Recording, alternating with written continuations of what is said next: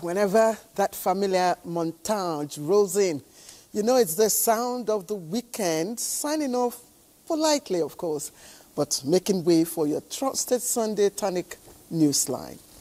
Now, like every other Sunday, Newsline tonight will take you beyond events, from your homes where newborns are being tested to the roads and rivers that move our daily trade, and even the kitchens where change is quietly simmering. Now, each story tonight reminds us that Nigerians are finding new ways to adapt, to thrive, and of course to care. I'm your captain, Claire Adelabu Abdul Razak, welcoming you aboard Newsline Airways, departing from the network service of the NTA here in Abuja. Now, our first stop will be the newsroom for highlights of the evening news. So, buckle up, we are cleared for takeoff.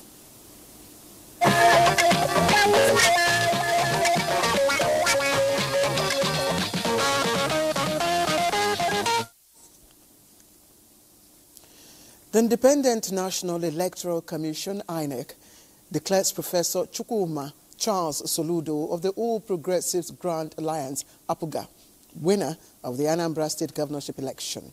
Soludo polled a total of 422,664 votes, following the collation of results from all 21 local government areas, bringing the election, which attracted nationwide attention, to a close. Here is Joy Iluegbu with the report. I declare that Soludo Charles Chukwuma of the APGA, I will satisfy the requirement of the law and score the highest number of votes in this election, is hereby declared the winner and returned elected.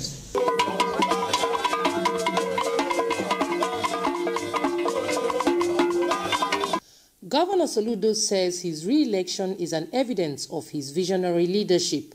This election and this victory is not just victory. It is history made. The mood in Awka, the Anambra State capital, is decidedly forward-looking.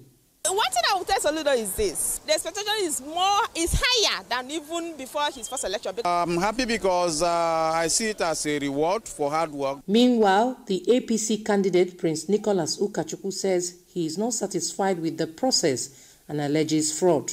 We have seen, with the result of the election, will show you who bought the vote or not.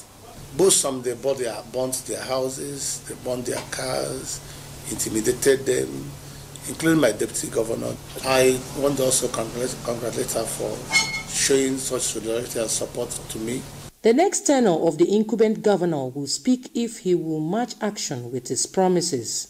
In Awka, Joy Iluegbu, NTA News. Meanwhile, President Bola Tinubu congratulates Professor Chukwuma Soludo on his re-election as governor of Anambra State. He said Soludo's overwhelming victory in Saturday's poll makes him the third governor in the state's history to win a second term. The president also praises the people of Anambra, security agencies and the Independent National Electoral Commission, INEC, for conducting a peaceful and successful election. He adds that Professor Soludo's knowledge, accountability, transparency and prudent management demonstrates real progress and served the people effectively.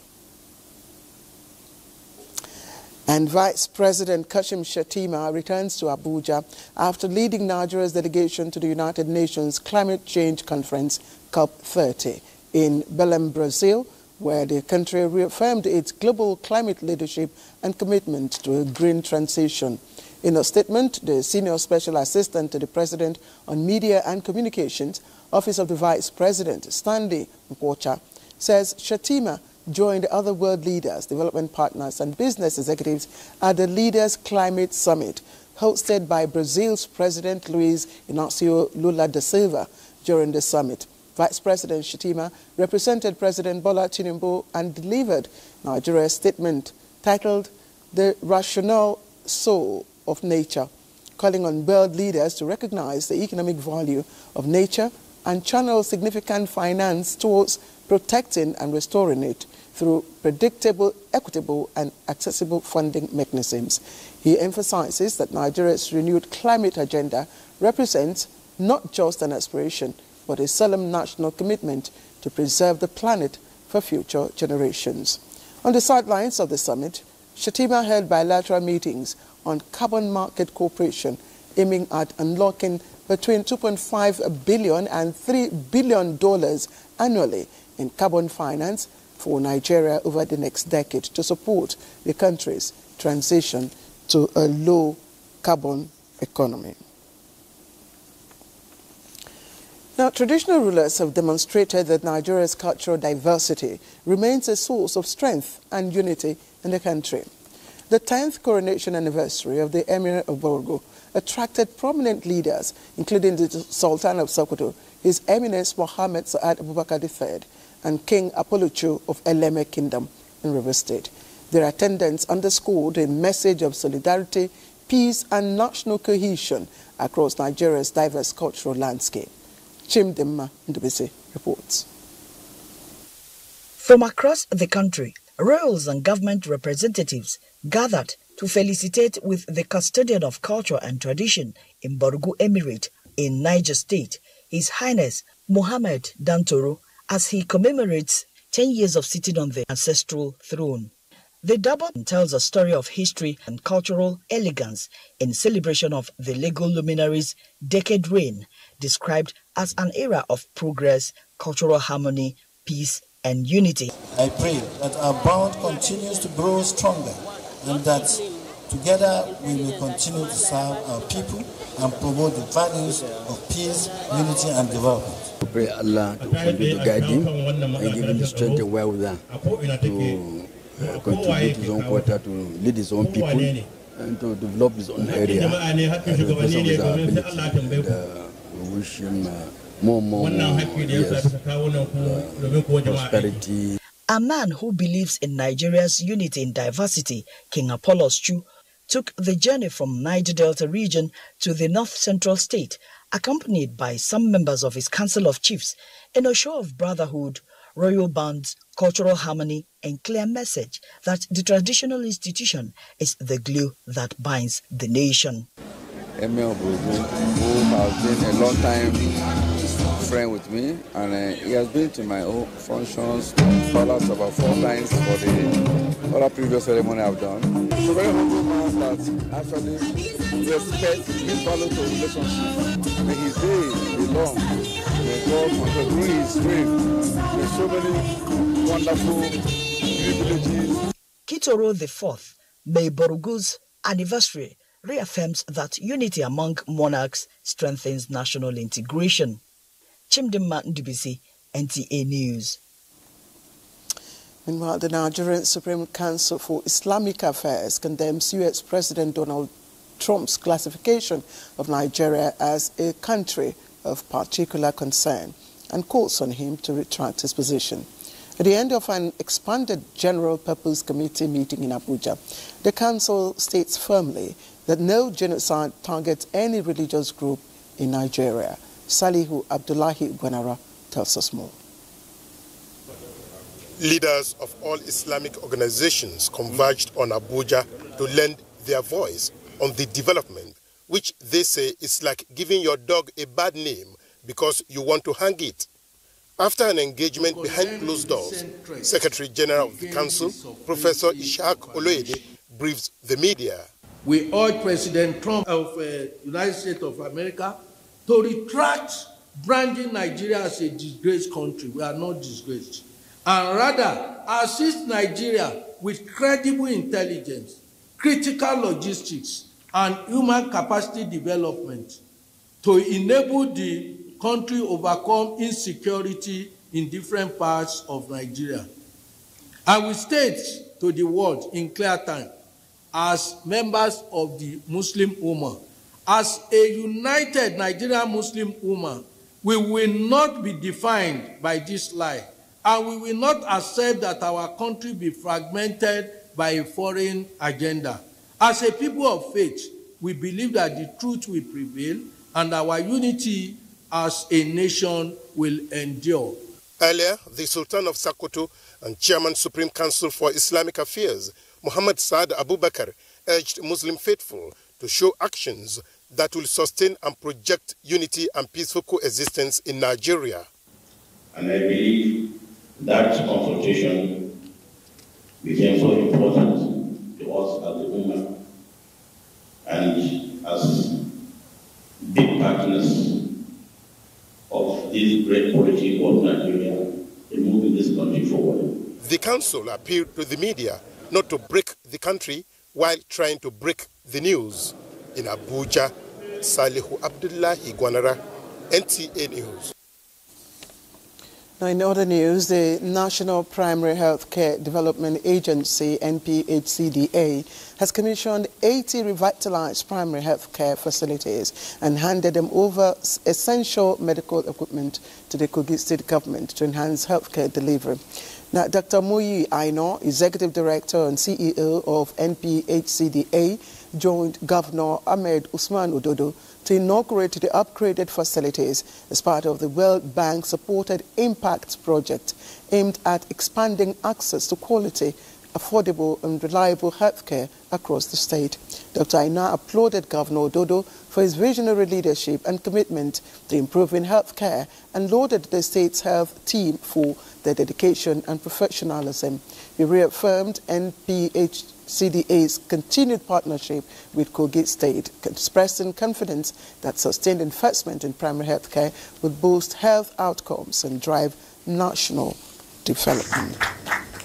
For all is doing at this very material time, in terms of health, in terms of education, in terms of human capital development, in terms of making us to believe in ourselves. We don't run the facilities, we don't own the facilities. You do at the state level and at the local government level. You own the staff, but we support you. So all of the things that we bring is a support.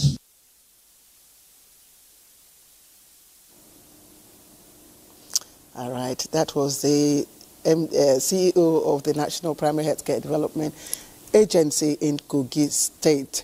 Time now to bring in Bade Adeleye on Sports Update. Bade, the Premier League table is becoming quite interesting and exciting. You know, Manchester City doing their thing earlier today, getting that massive victory over Liverpool. Obviously, it's taking shape. Right, welcome to sports. Let's begin straight away from Saudi Arabia, where Team Nigeria have hit the ground running at the 2025 Islamic Solidarity Games after Rafiat Lawal clinched gold medals in the women's 58 kilograms category of the weightlifting event. And of course, Lawal delivered a commanding performance, sweeping all available medals in the snatch, clean and jerk and total categories. She finished ahead of Uzbekistan's Nogora Abdullaeva, who took silver, while Noura Isam of Egypt claimed bronze. Moving on, back in Abuja here, Kada Stars and Kada Queens have been crowned champions of the 2025 Nigeria Hockey Super League after an action-packed week of competition. In the men's final, Kada Stars edged Police Mission 3-2 on penalties after a tense goalless draw in regulation time. The women's final saw Kada Queens seal a comfortable 2-0 victory over Plateau United to claim the title. In the third-place playoffs, Delta Queens beat Yobe Desert Queens 4-1 on penalties, while Niger Flickers overpowered Stallions with an emphatic 3-0 win in the men's category. I think the commitment from coaches and the encouragement from all the technical crew, I think we will achieve success. We don't just go and relax. We always come out for training, even when the competition is not close. It was overall successful. I think we're in a good position in Nigerian hockey, and the future is bright. Fantastic atmosphere. You can't believe this crowd are all coming to watch hockey. The performance for this 2025 sets the pace for the new board to be able to now move forward and be able to now achieve. Meanwhile, it was a solemn moment for the tennis fraternity in Nigeria and beyond as they gathered to pay their last tribute to the immediate past president of the Nigeria Tennis Federation, Ifedayo Akintoju, who passed on at the age of 65. The president of the Confederation of African Tennis, John Claudio Talon, president of the Nigeria Tennis Federation, Victor Che, dignitaries, immediate family members shared lasting memories and legacies that characterized the life and times of late Ifedayo Akintoju. He was a very committed and humble person with a big heart. It's a sad loss, but you can't question God, and it has happened, so we'll take it the way it is. But like I said, it's not how long but how well. And for me, Dayo achieved what many people who live longer wouldn't achieve. Big shock, great shock, and an unexpected shock, but to God we give the glory. Most especially the support from everyone has brought my family great comfort, and I just want to say sincerely that I thank everyone for being here today. My father would be smiling down on us right now, and I'm sure he'll be very happy. Moving on, ahead of the crucial 2026 FIFA World Cup qualifying playoffs against Gabon, Calvin Bassey, Alex Iwobi, Samuel Chukwueze, Tolu Arokudari and Olakunle Olusegun have all arrived in Super Eagles camp. Others who have arrived include Wilfred Ndidi, Moses Simon, while Williams Troost Ekong and Benjamin Fredericks, including Chidozie Awaziem, arrived tonight. The Super Eagles will face Gabon on 13th November in the semi-finals of the playoffs in Morocco. And just before we leave, a quick check on results from the Nigeria Premier Football League, where leaders Nasarawa United maintained their lead on the table despite losing 2 points to Kwara United in a 1-0 draw. The only away win of the day came from Ikorodu City's 2-0 win over Warri Wolves, while Enugu Rangers and Wiki Tourist recorded home wins. To the English Premier League, where resurgent Manchester City brushed aside Liverpool 3-0 to keep their title runs going. In other results, Aston Villa thrashed Bournemouth 4-0 at Villa Park, while at Villa Park, and of course, Brentford and Nottingham Forest won their matches by 3-1 in the two other games decided this afternoon.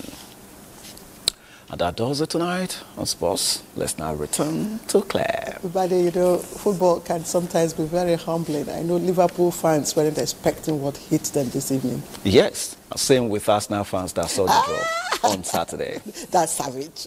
All right, thank you. Let's quickly take a look at the weather forecast for the rest of the country tomorrow. All right, welcome back to Newsline. If you've just tuned in, you're watching the program right on the network service of the NTA, and it is your Sunday Tonic. So tonight, we begin, unfortunately, with a silent crisis that unfolds behind the doors. We talk about them often. We also discuss them, but never enough, because its impact on our homes and our society remains deeply, deeply troubling. Now, talking about domestic violence, reports suggest that it's on the increase, stirring serious concerns. So what is driving this surge? Is it economic pressure, cultural silence, or weak support system? There are so many questions, and the stakes could also be higher. Rosemary Mutoleng engages relevant stakeholders to shed more light on this growing issue. Domestic violence is no longer a hidden issue in Nigeria. Why is this happening? Who is most affected? And how do we stop it? Come with me as we seek answers to these questions and more. He did not give us money before traveling. I'll get beaten. I talk because I catch him or I caught him cheating. I'll get beaten up. And the kind of beating I've received beating from him before that. I ended up in the hospital. That is one among thousands victims of domestic violence, a silent epidemic behind closed doors that continues to cast a dark shadow across homes in Nigeria. According to statistics from the Ministry of Women Affairs and the Department of Domestic Laws, reported cases of abuse involving both men and women are rising sharply, with figures now exceeding 30%. There has been a significant spike in the cases being reported and cases being virally captured, both in terms of violence against women and children. It is a crime, and you who perpetrate such will end up becoming the criminal convicted of GBV. It's increasing. Sometimes in a week, you can get like 5 women coming here to complain. Let's start with religious leaders. They outline how faith-based approach can help curb the menace with emphasis on compassion, early intervention, and moral guidance. If you look at it critically, what Islam is saying here is that when there is, because we are humans, in case there's anything, invite those who are friends to the parties, but not their enemies. 2, we shouldn't overpower the figure which we are going to have. All these are the measurements that Islam takes in order to avoid domestic violence. Christ makes very clear that husbands should love their wife just as he loved the church, sacrificials, while at the same time he's telling the wife to submit to their husbands. So in a sense, first thing to do is to counsel. Second thing is to make sure that those kinds of abuse is not continuous. It's a teaching of reciprocal responsibility. And we need to also educate people that violence in whatever form, either from the man or from the woman, either emotional or financial or whatever, is unacceptable. From the grassroots, community leaders highlight ongoing awareness campaigns and support initiatives aimed at protecting victims and promoting zero tolerance for abuse. When there's disagreement, what you will do, you have to get their mind and then humble yourself, attend to them, and then hear from them. What are the problems that cause all these things? Then when you can able to get the whole story, you can able to counsel them. This couple shed light on how open communication and mutual respect can nurture peace and resolve conflicts within marriage. Marriage is not for babies. Don't wear pampers and carry somebody's daughter with children's kind of behavior. No, abuse will take place. Be matured enough. Communication is very important. Be open to each other so that the person will know your do's and your don't. And from the professional, marriage counselors share the most common complaints and challenges they encounter and prefer practical steps toward breaking the cycle of violence. If you regard people well, you will never think of hitting them. The way a man loves his wife should be the way he loves himself. 29 says that no man will be eating himself or hate himself. You must not lift up your hands to somebody you claim you love. Many people don't know how to control their anger, and so they need to go for that therapy, counseling on anger management, so such thing will not be able to affect them to become violent. Well, the bottom line is that no one should suffer in silence. So we all must work together to cope, or better still, find lasting solutions to fight this demon, eating away the peace in some homes. You know, while domestic violence happens behind closed doors, one thing we should know is that awareness and action must never remain silent. Change begins with each one of us. So let's move from the very dark reality of our relationships to the unexpected side of love. To ask, is love truly blind? That's an age-old saying, right? But some say love really makes us overlook certain flaws and believe in change, even when reality says otherwise. But for some, patience pays off. Yet, some believe that hope can turn to heartbreak or even tough choices. So tonight, my colleague, Umu Abasi, hit the streets to ask Nigerians this question that, sometimes defies answer. Is love truly blind, or do we simply choose not to see? Love, they say, is a beautiful thing. Many times people fall in love for different reasons: companionship, shared values, or simply the warmth of finding someone who understands them. When you are in love with someone, a girl and a boy, you people will be so tight, so close, everything comes together. But when you marry the girl to the house, in fact, the character that she had when you people were friends is no more. For some, that love blossoms into marriage, a lifelong journey built on trust, patience, and commitment. But sadly, for others, the dream begins to crumble. Increase in domestic violence, many ending in separation and divorce, is raising serious concerns. So, what goes wrong? How do two people once madly in love suddenly become strangers, or worse, enemies? Were the red flags ignored before saying "I do"? Or was love truly blind? From my own point of view, love can never be blind.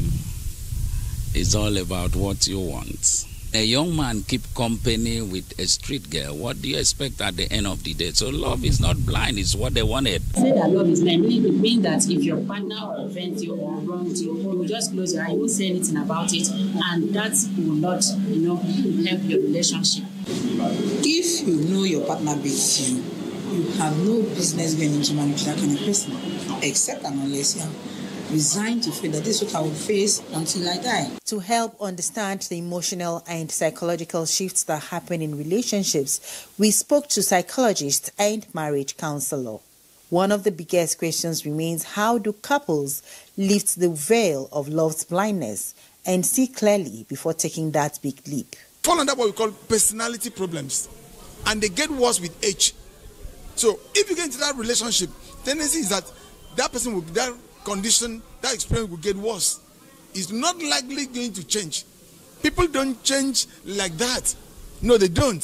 So with increase in age, the conditions become worse. Experts warn that beyond the butterflies and sweet promises, couples must balance the heart with the mind, noticing early warning signs, speaking up, and seeking help before things escalate. Because domestic violence, whether physical, emotional, or psychological, doesn't just break homes, it shatters lives. And sometimes it ends in tragedy. In matters of the heart, love deeply, but look carefully before you leap. Indeed. So love may be blind, but certainly not with parenting, especially when it has to do with children. And marriage is a very beautiful journey of love and new beginnings. But sometimes that journey comes with little hearts already waiting children from partners past. For some, it's an opportunity to love not just your spouse, but a ready-made family. For others, it raises fears, questions, and silent doubts. In this next report, Doris Akumoye looks at the joys and courage behind choosing love that extends beyond two people. Marriage is a beautiful union and commitment between two people who choose to share their lives, dreams, and future together. Yet, when love meets reality, decisions aren't always straightforward. While choosing a partner, a lot of things are considered, one of which is marrying someone who already has children from a previous relationship. It is a dilemma that weighs heavily on hearts and families, often making the path to love a complicated one. For some, love remains the foundation, not a partner's past. They believe understanding, communication, and mutual respect can make blended families flourish. To them, raising a child who isn't biologically yours, not a barrier. Others, however, say it is not always simple. They point to challenges such as gaining the children's acceptance, managing emotional ties to the former partner, and dealing with jealousy.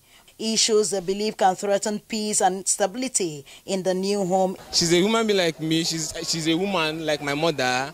Despite that, maybe another man left her for one or two reasons. It doesn't mean that the next person will reject her. It depends on maybe the woman wey wan marry the man wey get children, so maybe sef don comot for marriage before. Then when he be say na that opportunity for you to marry that man, and if you see say you go fit take care of that children, you can marry. If I marry this woman with children, I may not be both to control the children as if they are mine. And peradventure, maybe I talk to the children from my heart. My wife may feel that I'm just because the children are not mine. Relationship counselors stress that step parenting requires emotional maturity, patience, and open communication. You have every right to marry any man that love you with your what? Children. That's how it should be. Clerics share a mixed perspective, while some disapprove unless circumstances as widowhood or proven infidelity arise. Because that child, that woman carried from another man, even that woman that already married and has a child, I don't know whether the man divorced her or she divorced her husband.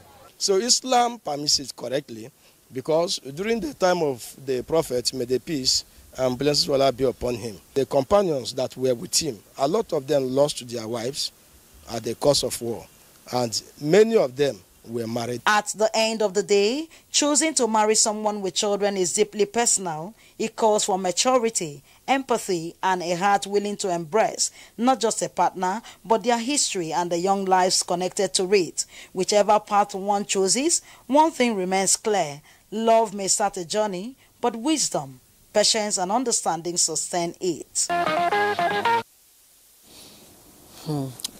You know, there is a word that can mend so many things that love itself cannot do. Just 5-letter word, and it's called sorry. S-O-R-R-Y. Yet they carry the weight of healing, forgiveness, and peace. A word so small, but with the power to mend broken hearts and, of course, restore trust. Now, still for many people, saying sorry isn't simple at all. It feels like rocket science caught between pride and pain. So why is it that it's difficult to say sorry? S-O-R-R-Y. Annie Daniels took to the streets here in Abuja to find out why. She sought the voices and the struggles behind this tiny word with such mighty meaning. Annie, let's hear you. Across bustling cities of the world, from New York to Nairobi, London to Lagos, life moves fast. People move faster, and sometimes so do tempers. Amid the rush and routine, the need for empathy and understanding becomes even more vital. If he doesn't say sorry, I can let him go because I don't know the problem he's carrying. I am sorry is a magical word, is a miracle word. It has a soothing effect, it has a healing effect. It can actually restore peace in homes, peace among friends, peace among nations. It doesn't mean you're weak, because actually the foolish and ignorant think it's actually emotional weakness. No, it is a proof that you value the individual and you actually value peaceful coexistence. In the daily grind, misunderstandings are inevitable, and when apologies are withheld, simple conflicts can spiral into something deeper, breaking relationships and stretching the limits of human tolerance. You see a lot of anger. And now the anger is not just the car being hit, but rather also involves the anger of the fact that she has deadlines to meet. She's stuck in this traffic. She has her kids that she just dropped, and she also has their school fees to think about. So all that weight is now shifted in that situation. So if it was done the other way, that person actually apologized, I'm sorry for hitting you, it just gives her a time to cool off. These respondents agree that failure to apologize not only damages friendships, but can also escalate issues beyond repair. One respondent recalls a tragic case of betrayal that led to murder, a grim reminder of how unresolved emotions and unspoken remorse can turn humanity's softest virtue into its hardest test. She slept with another person, you understand? Okay, she said me that she's sorry, I forgive. Who is the next person that she can sleep with? Will I know? I mean, I'm a businessman. Every morning I'm going to work. You understand? So that is the thing. I can't hear this from you. I can't forgive. I mean, if you mistakenly slept with your friend, your wife's best friend, would you want her to forgive you? Yeah, I want her to forgive me, but I'll be guilty for life. But the most important thing is, mention that word sorry. If it becomes obvious that the person does not accept that, then good luck to him. Still, the question lingers. How easy is it to say I am sorry when consequences seem irreversible? If one don't have adequate home training, or parents actually do not prioritize morals when somebody is being trained or a child is being trained, we find it difficult to coexist with people in the society. It's you teaching and training yourself how to take responsibility.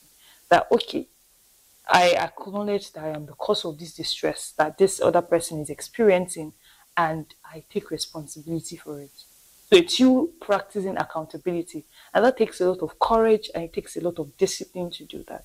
An apology may not erase pain, but it often builds the first bridge back to peace. In a world already weighed down by conflict and misunderstanding, the courage to say I am sorry may be the quiet act that keeps our humanity alive.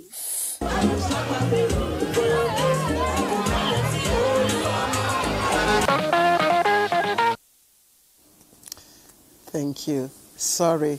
Just a word with 5 letters with so much weight and humility. All right. I have to say, I'm sorry. We just have to take a short commercial break. But don't worry, we'll be right back with more engaging reports. Welcome back. If you just joined us, you're watching Newsline on the network service. Now, let's move from heartfelt reflections to stories that come with cheerful moments. Now, and for one remarkable week, the ancient town of Ilesha witnessed influx of dignitaries who gathered to honor one of its most distinguished sons, Asiwaju Olayinka Fashuyi, on its 70th birthday. Now, from moments of heartfelt gratitude and community bonding, the celebrations reflected the life of a man whose journey has been defined by service, excellence, and generosity. Kemi Oshin reports that tributes were paid to the business icon, philanthropist, and unwavering pillar of support to many. 70 years, the platinum age that symbolizes strength, endurance, and the beauty of a life well lived. This captures the essence of Asiwaju of Ijeshaland and founder of Ibadan Business School, Olayinka Linton Fashuyi, as family and well-wishers gathered to thank God for a life of excellence and impact. Preaching at the Thanksgiving service, Bishop of Ilesha Anglican Diocese, Right Reverend Dapo Ashaju, reminds the congregation that God is the giver of life. Joined by his family, the celebrant offered heartfelt thanks to God for his faithfulness through the years.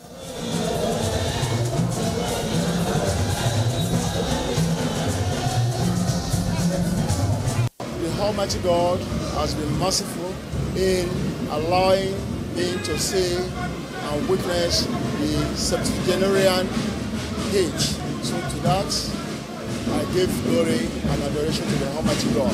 He's a wonderful man. He works so hard. He has put in so much.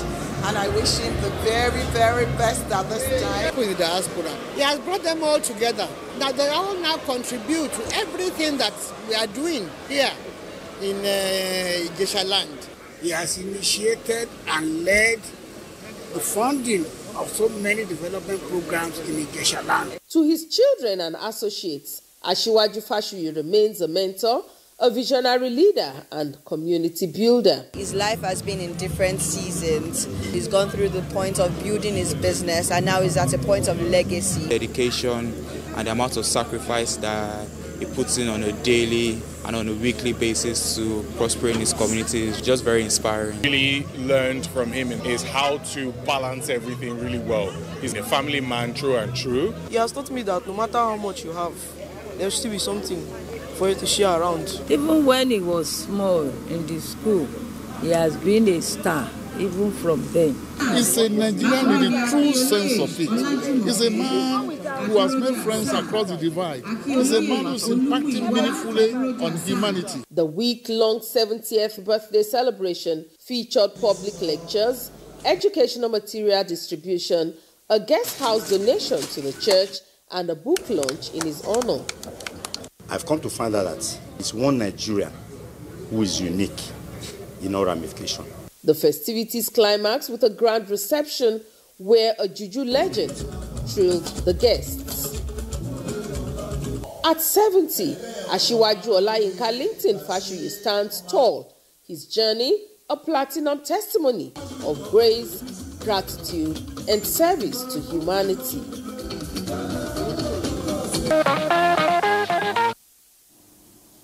All right, now our next story is about young minds that are shaping Nigeria's tomorrow.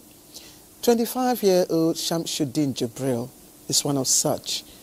He has broken new ground in technology with the invention of a locally made agricultural drone designed for spraying farm inputs.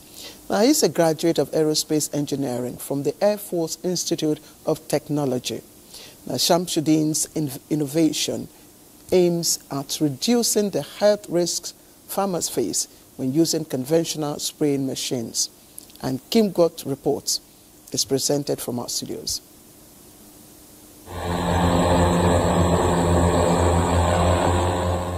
Driven by a passion to solve local challenges, Shamsuddin developed a drone for spraying fertilizer and pesticides using affordable, locally sourced materials. The invention, which is fully automated, allows farmers to cover large areas within a short time while minimizing contact with harmful substances. This is a step toward smart farming. Observers note that such innovations will boost productivity, protect farmers' health, and could transform small and large-scale farming in Nigeria. I grown up in a family that they are into farming, and I saw how my dad laborers used to spray chemical manually, which is very hazardous, stressful, and also carcinogenic, which we need to come up with something that's going to support them.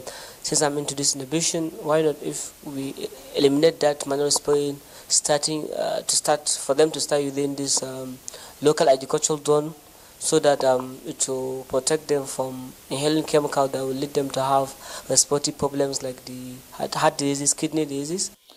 With adequate support and funding, the young inventor hopes to scale up production and train other youths in agricultural technology. This is a big ambition actually. We have a big vision for it because we want to support not only farmers in Nigeria but across the world. Nigeria first, and especially Kaduna and all other states in Nigeria and Africa and then world at large, because we're trying to see how we can equip young people, we will mentor them, and also try to have our hub centers across Nigeria and also have it across Africa and even across the world. Shamsuddin Jibril is proving that Nigerian youths can provide homegrown solutions to agricultural challenges.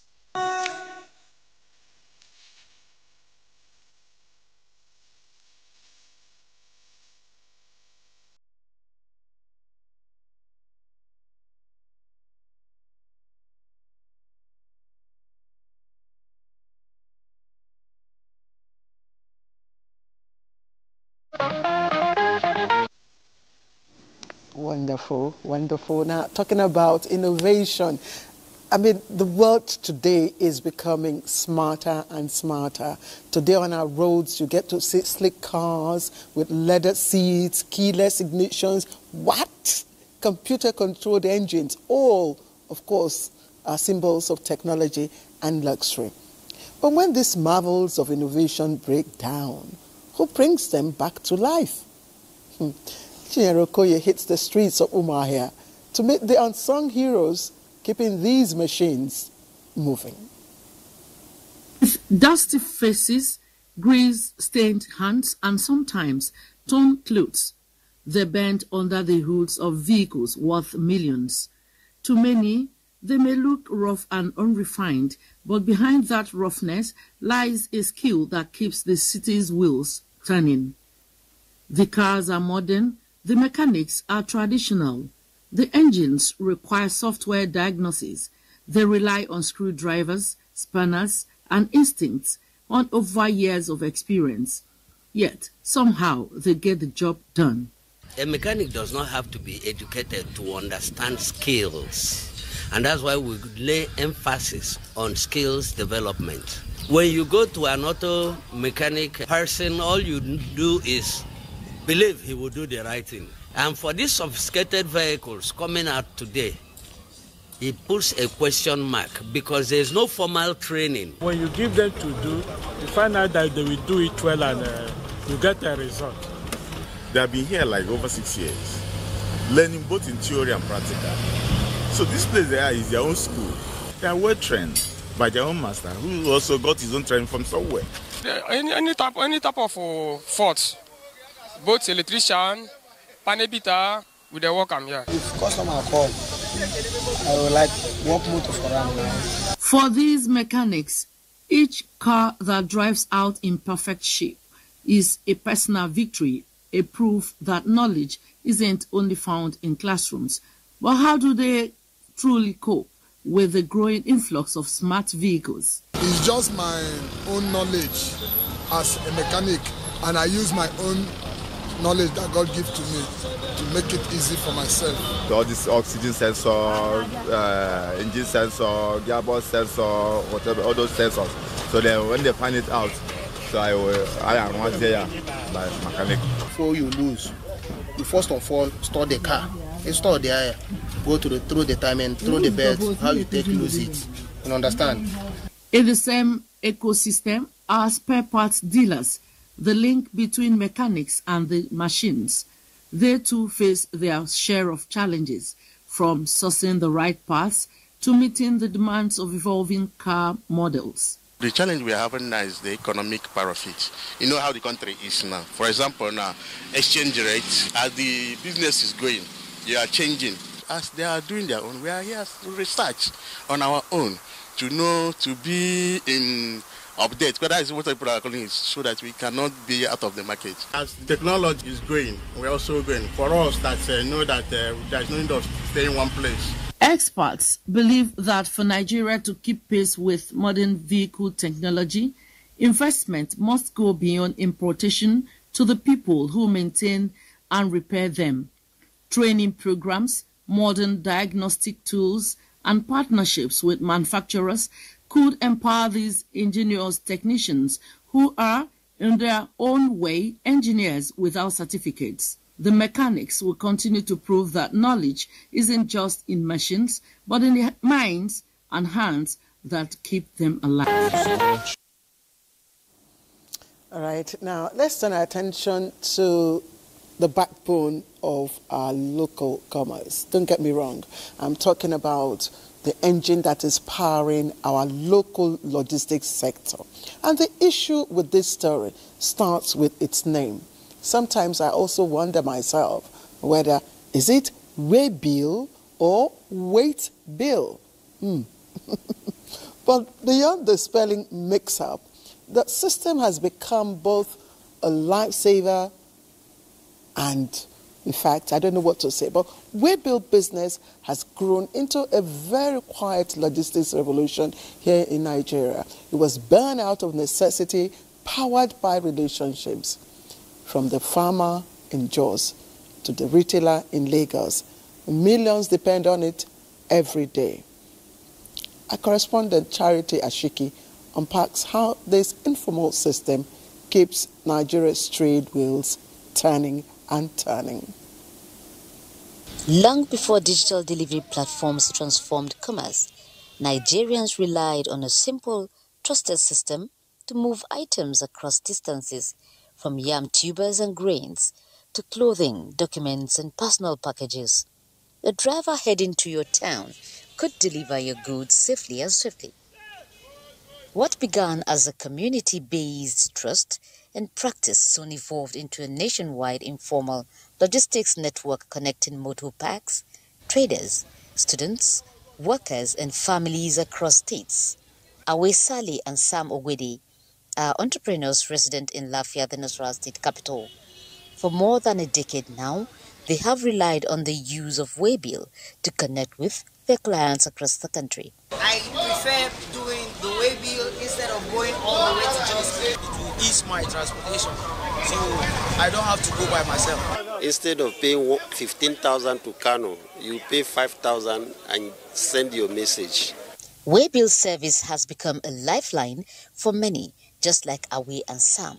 Mothers send food to children in school, traders move goods between markets, small business owners fulfill customer orders in distant towns, and transporters earn extra income while traveling routes they already ply. Its popularity continues to grow because it's faster and more flexible. It supports perishable and urgent goods. It is cost-effective for both sender and receiver. It relies on a strong culture of trust and personal accountability. Yet, with opportunity comes responsibility. Drivers say, while Waybill offers financial gains, there are risks from misplaced goods to disputes over damaged items. I figure one, I figure two, I figure three. Depend of the Waybill now. Some pay 1,000 naira, some pay 1,500. If you lost, you are the one that will pay. So any other thing that you are doing on Waybill, you must reason very well before you do anything. Transport unions emphasize due diligence, urging drivers to always verify packages and understand contents before accepting them to avoid being used for illegal activities. We will make sure we see the content because of the drug and arms issues. We must see it, then you now seal it back. Legal experts note that logistics comes with obligations. Ignorance does not excuse liability where prohibited items are involved. The onus lies on the driver at that particular point in time to actually ensure that the person who gave him the consignment or the goods is produced to come and account for whatever it is that has been discovered there to be contraband. The Waybill culture continues to adapt, proving that informal community-based systems can evolve into powerful economic engines. Okay, what they didn't say about Waybill, it can be a big nightmare for the customer.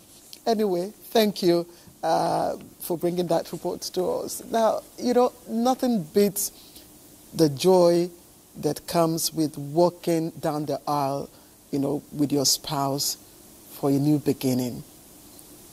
And in a grand celebration, the family of former NTA Executive Director of Programs, Lawal Umar Lalu, brought together friends and well-wishers at low-cost Jumat Mosque in Daura for the joyous Islamic union of his daughter Amina to Sani Lawal Alas. Hussein Suleiman was there, and he compiled this story on this special occasion, which was attended by a host of dignitaries, including current and former staff of the NTA. Was a roll call of guests from across and beyond Katsina State who trooped to the ancient city of Daura to celebrate the union of Amina Umar Lalu and Sani Lawal Alas. The deputy imam of Daura low-cost Jumaat Mosque, Sheikh Ibrahim Murtala, led the solemnization, the usual rituals by the groom and bride's representatives, and the payment of 200,000 naira bride price. My advice to the couple is that they should exercise patience because of the day-to-day life. As he is giving out his daughter in marriage, we felt it is necessary for us to come and celebrate with him. It is a moment of joy for all of us. This indicates that actually wherever NTA staff they are just like one big family. That's number one. Then number two, I will just advise the couples that they should understand that marriage is not a bed of roses. Let them be patient to each other. It's the only thing that will make their marriage stable and sustainable. Our advice to the bride and the groom also is that they should try to tolerate one another. I'm really happy for this event, and we thank all those who attend this marriage from far and near. She is very kind-hearted person. May Allah subhanahu wa ta'ala bless your union. She should take care of him. I know Sani can do anything better to his family. The father of the bride, the immediate past executive director programs of the NTA, Lawal Umar Lalu, thanks Almighty Allah and the guests for their presence. This is the sixth time I'm giving my daughters out for marriage. I pray, may Allah bless their marriage. May Allah bless their unity. May He also continue to protect and guide them. The most important advice is that she should be obedient to her husband, just as I respect her father.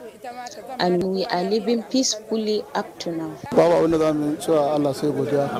We can only express our gratitude to Allah for the support, cooperation, and prayers from family, friends, and well-wishers that have made this beautiful marriage a reality. I feel so happy. He is very kind. Other traditional activities, including Kamun Amaria, were held.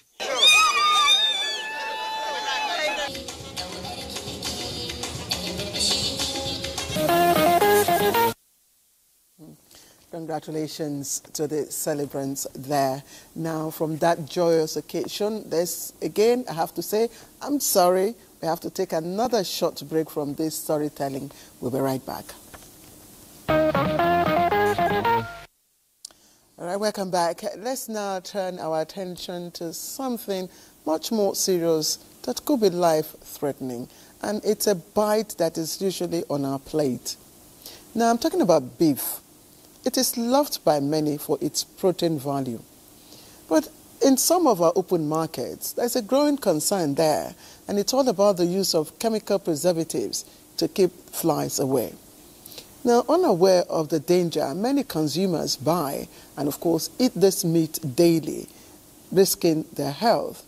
And that's why our correspondent, Khadijat Akombi, took a closer look at this troubling trend and its implications for public health. In Ilorin, the Kwara State capital, the Olushola Saraki abattoir stands as the largest in the state, where no less than 150 cows are slaughtered daily. Before the killings in the ranch, in the cattle ranch, they have to do the inspections of the cows to satisfy that this cow is satisfied for killings. Because once the animal is diseased or has certain ailment in the body, of course, we not allow such animal to be slaughtered to prevent transmission of zoonotic disease to the human, to the populace. From the abattoir, the processed beef makes its way to various markets in certain points across the metropolis, ensuring a steady supply of meat to thousands of households. However, Newsline's findings reveal a worrisome trend. In an attempt to ward off flies from their meat displays, some sellers resort to using harmful chemicals on the beef. Any meat that fly did not touch, that it will cause sickness in someone's body. That was what I had. But there's a lot of people that if you buy meat from them, fly will not touch it. They have to look for another means of storing it, because you can't spray chemical on something we eat now. Something we are boiling, we are eating, is harmful for us inside. Doing that is harmful to people, and it should not be encouraged at all. I think government should do something about it. For those people putting chemical to prevent their meat, please, you are killing people. From there, people can get cancer through that chemical. Nutritionally, there is no any reason for you to even eat anything chemical. So any food that is being used, chemical that is being used in preventing flies from entering that food itself is not wholesome for consumption. So that is the health implication. Yet, amid the unhealthy practice, a few sellers are setting a positive example. 2 of them have erected netted display containers to protect the beef from flies while maintaining hygiene and safety. The reason why I cover the meat is to prevent flies, to prevent my customers from contacting diseases. I've been buying meat from her more than 15, 60 years now. She doesn't use chemical. For experts, the message is clear. Ensuring meat hygiene is a matter of public health and safety. Finding safer, healthier ways to keep flies off the beef is not optional, it's imperative. Okay, the thing I know, I mean, the common saying is that the more the flies around the meat, you know, the fresher the meat is. But I don't know how correct or how true that is. But one thing we do know is that flies are attracted to decaying and contaminated food. So, you know, the more the flies, it can only mean more germs for that food. But thank you, Khadijat, for bringing this to us. Now, let's be clear about one thing. Cooking may traditionally be seen as a woman's role, especially in preparing meals for the family. But truth is, it's not entirely a rigid assignment for women. And in Maiduguri, for instance, certain traditional dishes like the kanuri delicacy, denduru, a rich mutton meal, are often prepared by the men. But as Tina Toro reports in our next story, Maiduguri men are now taking things a step further, tying the aprons themselves and, of course, stirring what could be called a new culinary revolution. Let's hear Tina Toro. These restaurants are owned and managed by women, but behind the scenes, the cooks are men, dishing out delicious meals daily to the delight of customers. Interestingly, many diners have no idea who prepares the food they enjoy so much. But does that really matter? After all, the proof of the pudding is in the eating. One thing about the men is their intelligence. Sorry, I'm biased. When you show a man how to do something, he does it to the best of his abilities. I think in cooking, intelligence also matters, knowing the time to add what and things like that. So for me, a man is always good at everything, including cooking, and seriously, I give thumbs up to the men. Shigan maza kitchen abu biyu ne. Wani bahi da shi, wani kuma dole ce take sa. Some men go into the kitchen for various reasons. Some prefer entering the kitchen to cook for themselves because they feel it is more pocket-friendly than eating at a restaurant. Some men's cooking is better than that of a woman, and so at their services in restaurants, they are more efficient.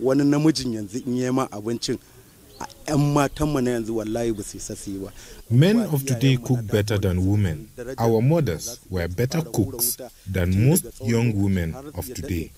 The women behind these businesses share why they prefer having men in their kitchens. We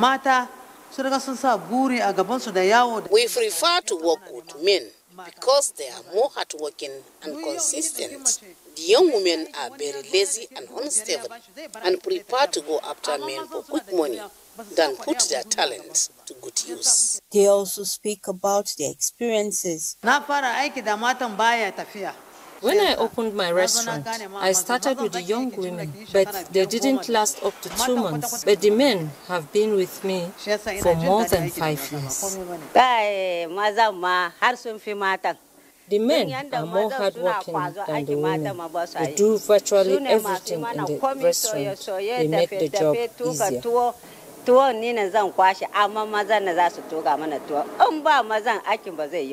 But is there a contrary view to this growing wave of male cooks taking over the kitchen?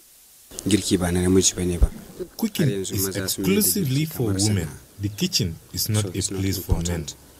This new trend, which is reshaping the restaurant scene, with more men now running the kitchens in women-owned eateries, proves that cooking is not just a woman's job, but a skill fueled by passion. I have been cooking in this restaurant for close to 5 years. It is something I am already used to. I learned how to cook while growing up. It is a passion for me. I enjoy cooking. At the end of the day, hunger has no gender. And one thing, however, is sure. When hunger calls, you will eat. Maybe it's time for we women to take a back seat and relax, because these men just might be doing it better. I think we should, have a reverse. Instead of what a man can do, a woman can do better. It should now be what a woman can do, a man can equally do better. So, from Meduguri's cooking, let's see what our knitters are doing in Jigawa State. Now, the age-old art of cap knitting is getting a new lease of life. Now, for many people there, it's a culture and a means of survival. But the good news now is that the governor, Umaru Namadi, has empowered some of our knitters, and it's a drive that's turning the craft to sustainable livelihoods. Here's Mohammed Musa Askira with this report. Mariam has relied on cap knitting to put food on the table. The job is slow, the returns modest, yet it remains our family's lifeline. Today, her story is changing. Mariam is among the 1,400 beneficiaries of a state government empowerment program that provided materials and seed capital to support women in the business of cap knitting. With a hopeful smile, Mariam told the NTA News that before the intervention, she could only knit 3 caps in a month. But with the support she received, she now plans to produce up to 6 caps monthly, raising her income to between 75 and 90,000 naira. With this empowerment, our lives will definitely change.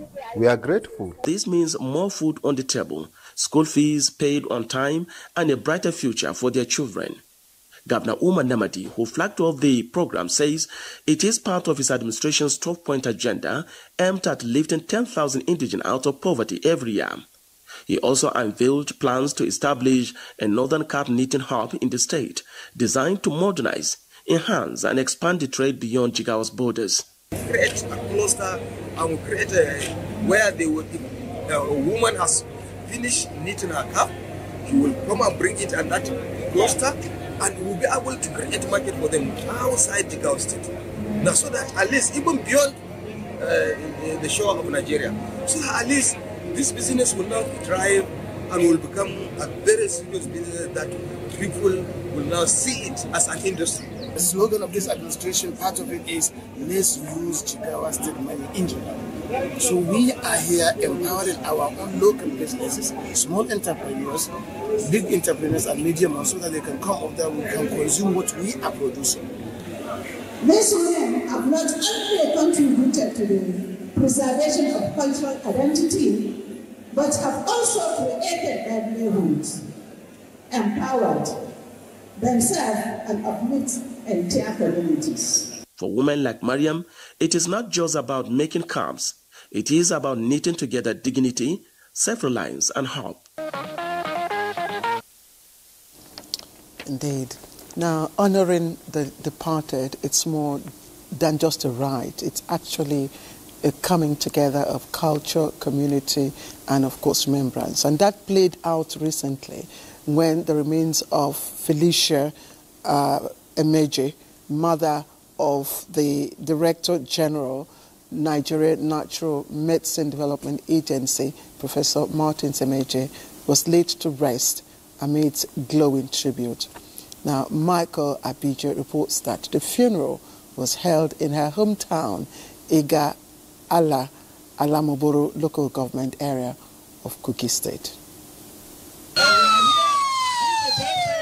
Thus, the remains of late Mrs. Felicia Emeje journeyed to her hometown accompanied by family and sympathizers. At St. Louis Catholic Church, Agaliga Achipo Efabo Parish, a requiem mass was held in her honor, followed by a Christian wake and service of songs that fill the air with hymns of hope and remembrance.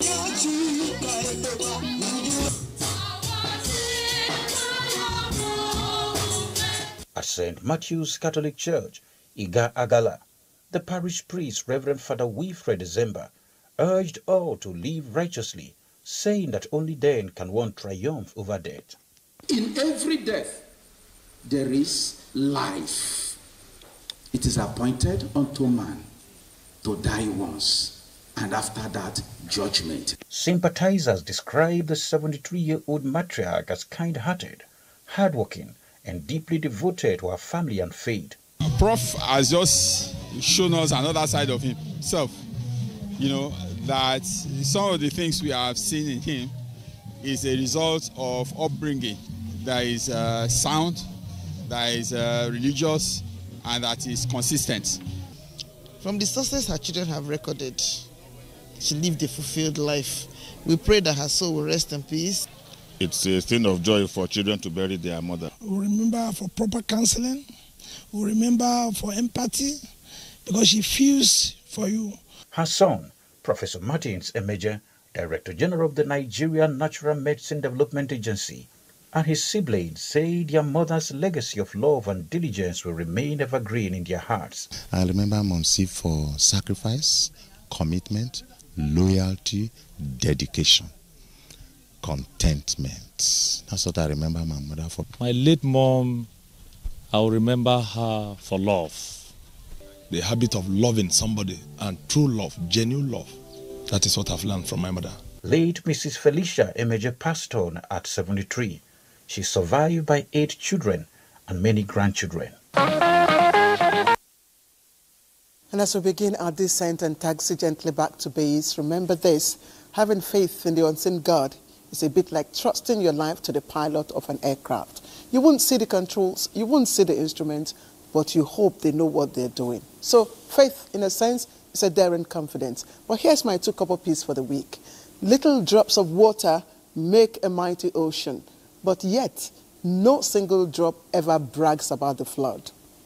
Some things in life and in governance work far better when the ego stays out of the cockpit. Think about it. Good night, everyone.